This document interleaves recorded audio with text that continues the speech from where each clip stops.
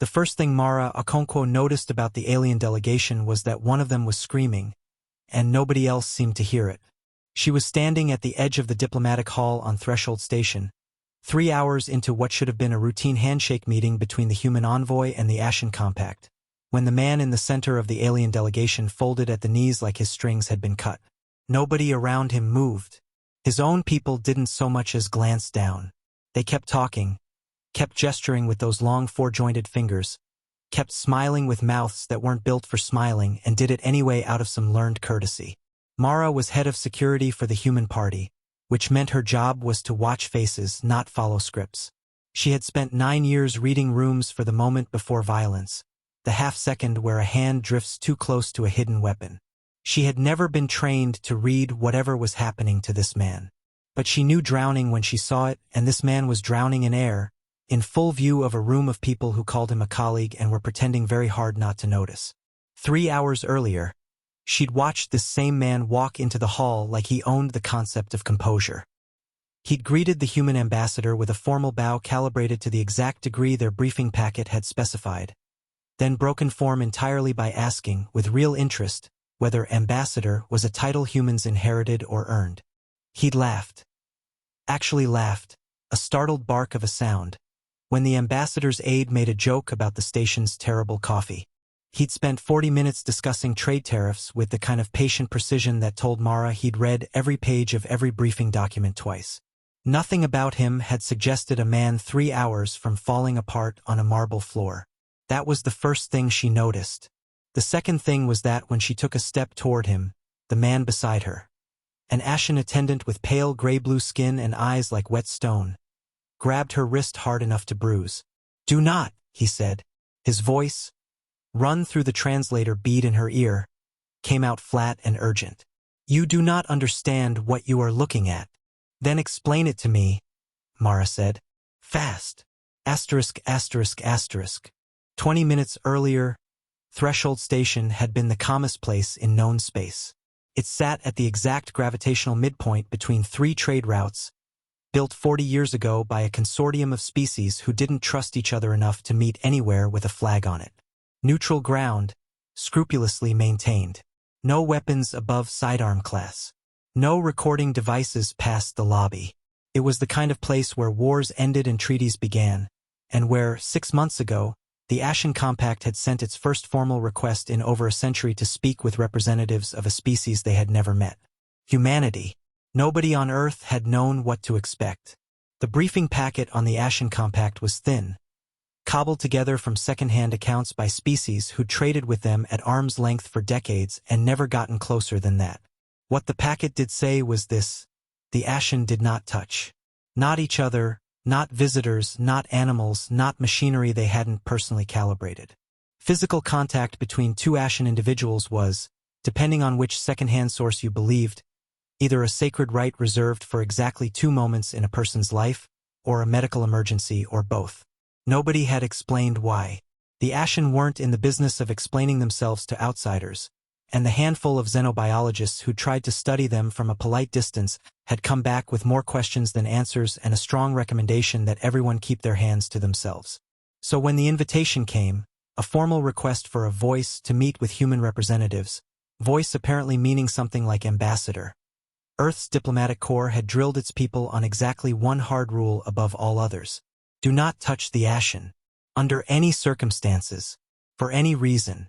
Mara had sat through that briefing twice. She'd nodded along both times, the way you nod at rules that seem too obvious to need saying. She had not expected, for months later, standing in a marble hall with recycled starlight pouring through the dome above her, to be the one talking herself into breaking it. *****.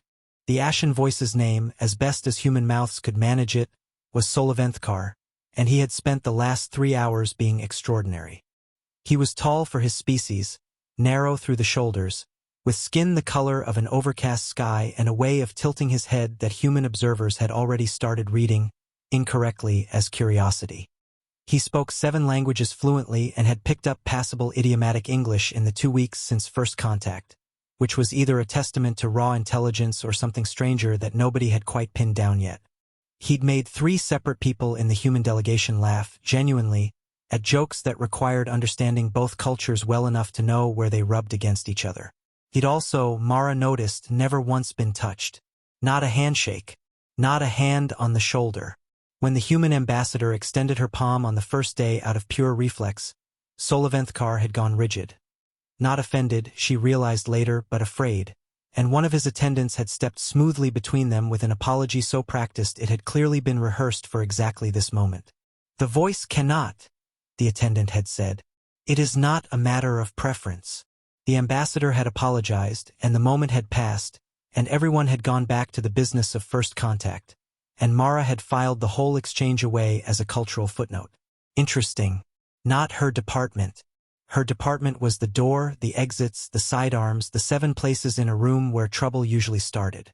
She had not expected trouble to start inside the voice himself. "He is a voice," the attendant said, still gripping Mara's wrist, his stone-gray eyes fixed on the collapsing man across the room. "Do you understand what that means for us?"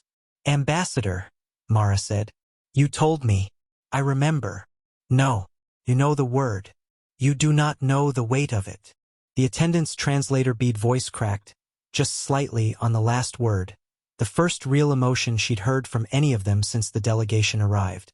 "We are Kethrabound. Do you know this term?" "No." "Then listen fast, because I have very little time to say it and less time to be believed." He pulled her half a step closer, his grip trembling now. Across the room, Soloventhkar had gone down to both knees, one hand pressed flat against the marble floor as if the floor itself might steady him. His own aides stood over him in a loose circle, back straight, faces composed, doing absolutely nothing. Every ashen mind touches every other ashen mind. All the time, since before either of us was born, my thoughts have been a thread in a much larger cloth, and so has his, and so has every one of us in this room, back to the homeworld, out to every colony we hold. We do not experience thought as you do, alone, sealed inside a skull. We experience it as a chorus. It is how we govern. It is how we grieve. It is how we love. It is, forgive the poetry, everything we are that is not simply meat. "Okay," Mara said. Her eyes hadn't left the voice. His breathing had gone wrong, too fast, too shallow. His mouth working around words that weren't coming out. What's happening to him? A voice is chosen because they can do something no other ashen can. They can step outside the chorus. Alone. Sealed. Like you. The attendant's grip tightened. It is the only way to negotiate honestly with a species that thinks the way you do, one mind, one body, no chorus to lean on. It is considered the highest honor among our people, and it is also— He stopped, swallowed something that had no human equivalent. It is also very close to a kind of death. He has been alone inside his own skull for 6 months. No other species requires this of a diplomat. No other species could survive it for long. He volunteered anyway. Across the room, Soloventhkar made a sound that the translator bead didn't even attempt to render into words. It was low, and it kept going, and none of his own people so much as flinched. "Then why isn't anyone helping him?" Mara said. "Because there is nothing to help with. Contact will kill him." The attendant finally looked at her, and whatever composure the ashen wore like armor had slipped entirely off his face. "If any one of us touches him now, mid-collapse, our chorus signal floods into him with no barrier to stop it, and he has spent 6 months building the wall that keeps it out. The flood would be catastrophic. It has happened twice in our history." Both voices died within the hour, their minds torn between 2 states at once, chorus and solitude, unable to hold either. "So we stand here. We let him fall. We do not touch him. It is the only mercy left to give." Mara looked at the man on the floor. He'd stopped trying to speak. His hand had curled against the marble like he was gripping the edge of something, holding on. "That's not mercy," she said. "That's watching someone drown because you're afraid of getting wet." The attendant's mouth opened to answer her, and she was already walking. Asterisk, asterisk, asterisk. Later, people would ask her what she'd been thinking, and she would tell them, honestly, that she hadn't been thinking anything at all. 9 years of reading rooms had trained something into her that ran faster than thought. The certainty, gut deep and immediate, that a person in that much pain needed a hand on them, needed to know they weren't alone in a room full of people, and every rule in every briefing packet in the galaxy could wait until after. Behind her, she heard the attendant say her name. Not a warning this time, something closer to a prayer, please no, and then the rest of the alien delegation was moving too late, too far, the whole room tilting toward the same slow-motion horror of watching someone about to make an unrecoverable mistake. She reached him just as his arms gave out.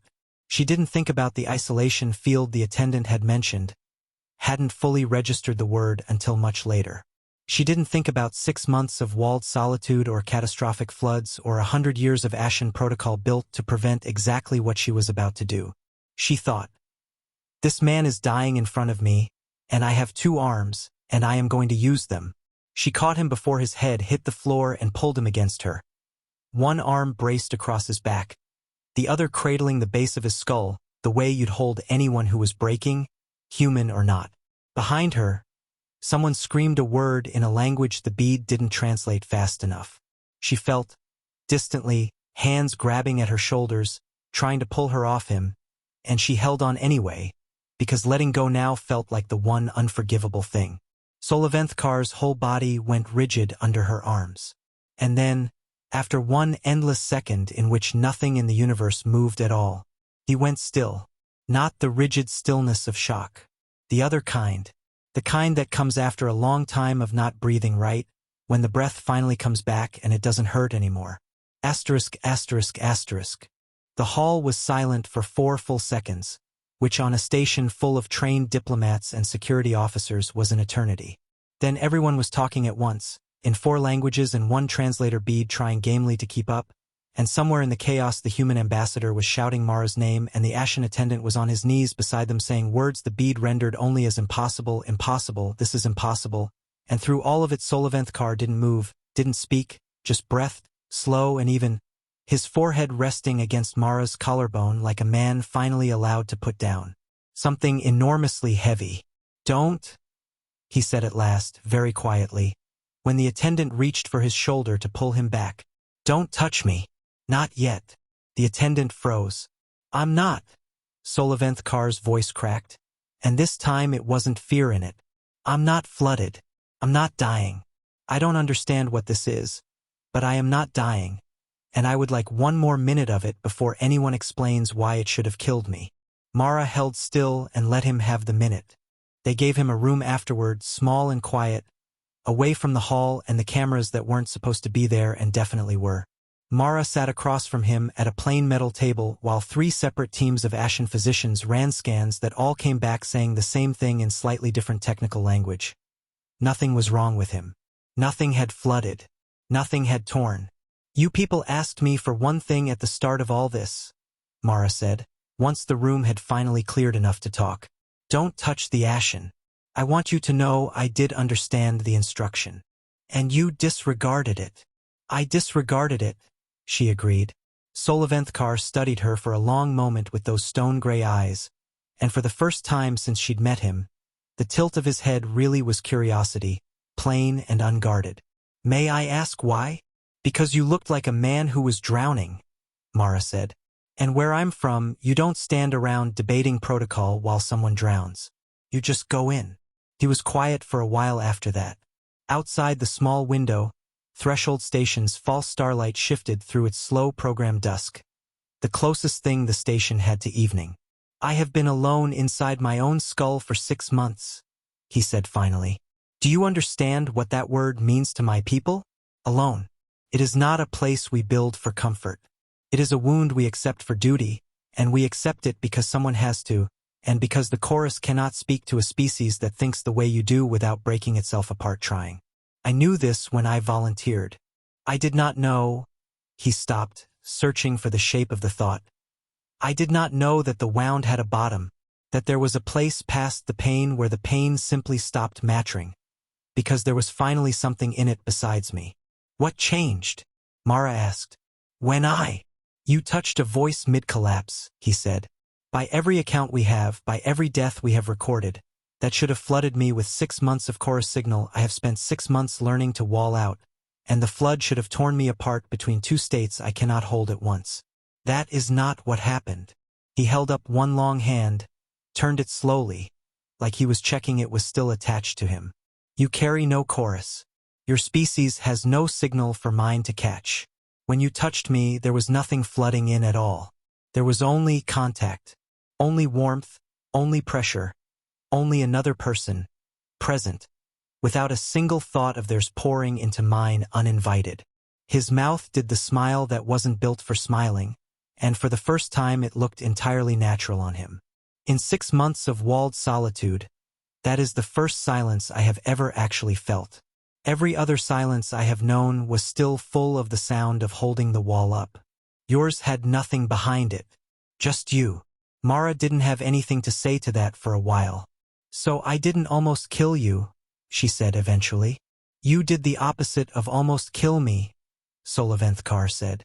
Though I suspect my government is going to need considerably longer than one evening to arrive at the same conclusion.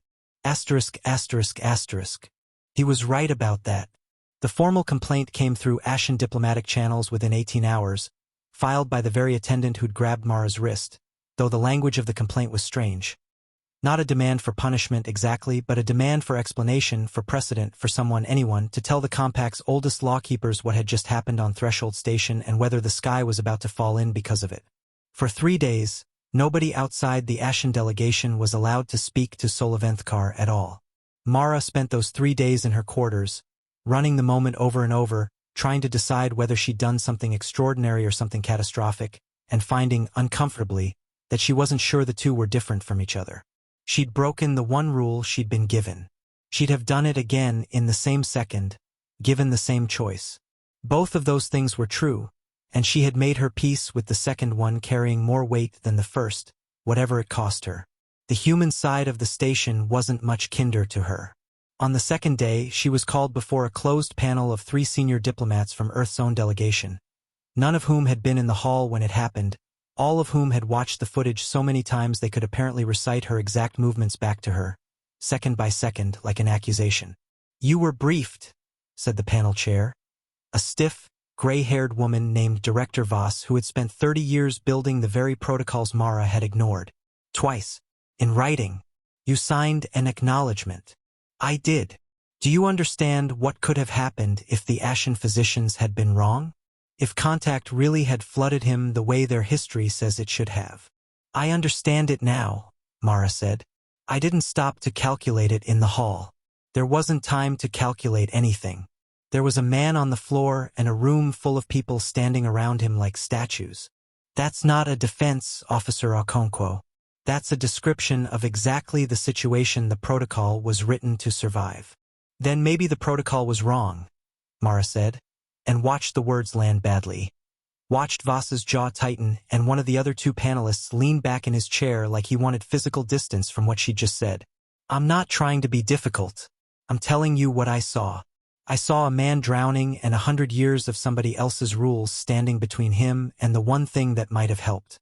I made a call. If it had gone the other way, I'd be sitting here explaining a death instead of a treaty appendix, and I know that. I thought about it every hour for 3 days. But I'd still have made the same call, because in the moment I had, the only 2 choices in front of me were do something and do nothing, and I have never once in 9 years been the kind of officer who does nothing. The silence that followed lasted long enough that Mara counted it. 6 seconds, 7, 8. Voss finally looked down at the tablet in front of her. At the physician's reports she'd clearly already read a dozen times, and exhaled through her nose. The Compact's assessment confirms no harm occurred, Voss said at last, more to the tablet than to Mara. That is the only reason this panel is not recommending your reassignment. I want it on record that we consider this outcome to be luck, not judgment. Understood, Mara said, because there was no version of the conversation where arguing further helped her, and because, privately, she wasn't entirely sure Voss was wrong. Luck and judgment had a way of looking identical from the outside, right up until you found out which one you'd been leaning on. She was dismissed without being told whether she still had a job. It took until that evening, in a curt one-line message from Voss's office, to learn that she did, reassigned, for the moment, to nothing at all, pending review, which in diplomatic language meant wait and see.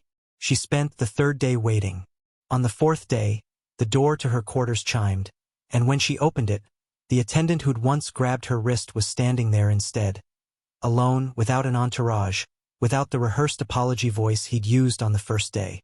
"The Council of Chorus has reviewed the physician's findings," he said. 3 times independently to be certain no one had erred. "They have confirmed what the voice reported. Your species carries no signal. Contact between a voice and a human does not flood the chorus wall. It does not harm the voice at all." "Okay," Mara said carefully. "You should understand what this means," the attendant said, and for the first time, she heard something in his translated voice that wasn't fear at all. "For 400 years, every voice we have sent into the wider dark has gone into total isolation, alone, walled off from everything that makes us who we are, for as long as their service requires, sometimes years, sometimes a lifetime, because it was the only way to speak honestly to species who think as you do. We accepted that cost because the alternative was silence between our people and the rest of the galaxy. We did not know there was a third option. We did not know a species could exist that could touch a voice and give them something back instead of taking something from them." He looked past her, into the small quarters, at nothing in particular.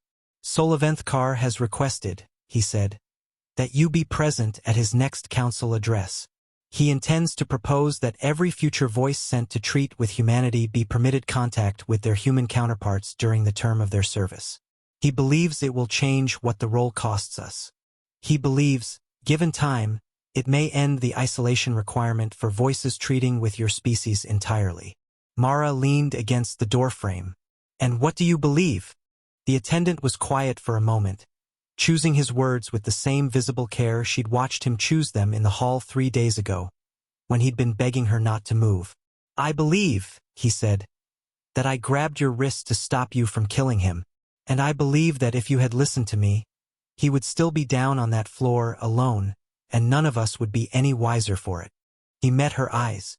"I do not know what to believe about a species that can undo 400 years of our worst fear with one bad decision made for the right reason. I am hoping you will help us find out." *****. 6 months later, Threshold Station hosted the first formal signing between the Ashen Compact and the Human Diplomatic Corps, a modest treaty by galactic standards, trade routes, an embassy exchange, a handful of scientific protocols, but the only document in the hall that anyone outside the 2 delegations actually cared about was the appendix. It was 3 paragraphs long. It stated, in language so carefully hedged it had clearly gone through 40 drafts, that voices of the Ashen Compact serving in the human sphere would no longer be required to maintain full chorus isolation for the duration of their posting, provided a designated human liaison remained available for regular, deliberate physical contact throughout their term of service, a practice the appendix referred to, in a phrase that made the Ashen legal team visibly uncomfortable to say aloud and the human legal team visibly delighted to hear, as chorus-adjacent contact of the second kind. Soloventhkar signed his name first. Then Mara, listed not as security detail but as designated liaison, first of her kind, a title nobody had quite worked out the formal Ashen translation for yet, and that the compact scribes had, after some debate, simply left in English. Director Voss signed last, on behalf of Earth, and paused with her pen still resting on the page long enough that Mara noticed. When Voss finally looked up, she found Mara across the room and held her gaze for a moment that carried none of the coldness of that closed panel 4 months earlier. "I still think you got lucky," Voss said quietly, once the cameras had turned away. "I know. But I've read the physician's reports 11 times now, trying to find the part where you should have known better, and I can't find it. There wasn't a version of the briefing that could have told you what you needed to know in that hall. Nobody's briefing could have." She capped her pen, slow and deliberate, like closing something bigger than a folder. "For what it's worth, I've recommended the protocol be rewritten. Not scrapped. Rewritten. It'll still tell people not to touch a stranger's biology they don't understand. But it's going to say something else too now, right alongside it, that when the rule and the person in front of you are pulling in opposite directions, the person comes first and command will sort out the paperwork after." She almost smiled. "I imagine you already knew that part." "I did," Mara said. "I just didn't know anyone above me would ever agree to write it down." Afterward, in the quiet after the cameras left, Soloventhkar found her by the window where Threshold Station's false stars had begun their long, unhurried slide into evening. You know they'll be studying this for a century, he said. What you did. Why it worked. Whether it will work with anyone else, or whether it was only ever you in that room at that moment. Let them study it, Mara said. I know why it worked. Tell me. You needed a hug, she said. And I wasn't going to stand around checking a rulebook while a man fell apart in front of me. That's it. That's the whole science of it. Soloventhkar looked at her for a long moment, and then he did something no Ashen had done with a human before, something that would have been unthinkable to every one of his ancestors, something that 400 years of careful, frightened law had never once permitted. He reached out, slowly, deliberately, and offered his hand, the way she had offered hers on the very first day, back before either of them had known what it would cost or save. She shook it. Neither of them let go right away. There is one more thing, he said after a while. The council has approved a second posting. Further out, past the reach to a species we have never spoken with either. They have asked for a voice. He turned his hand slightly in hers. Not quite a squeeze. Something more careful than that. They have also asked, specifically, whether the voice may bring a liaison of their own choosing. And who did you choose? I haven't decided, he said, with the particular gravity of a man who had very much already decided. I understand the posting requires someone willing to disregard a rulebook, on short notice, for the right reasons, without waiting for permission first. I might know someone like that. I thought you might.